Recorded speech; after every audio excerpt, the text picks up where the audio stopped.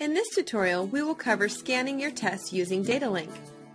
After the key has been created and loaded into DataLink, you can begin scanning your tests.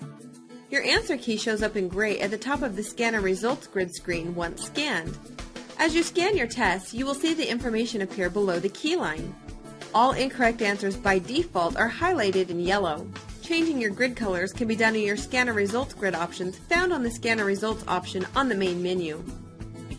Click on the scanner results grid and select the color of your choice.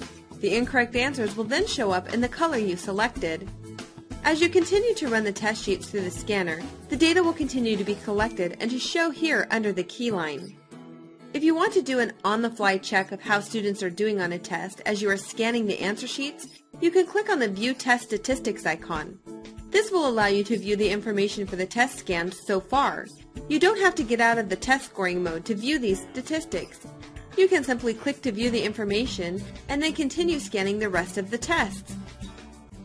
After all answer sheets have been scanned, you can then access the reports and data immediately.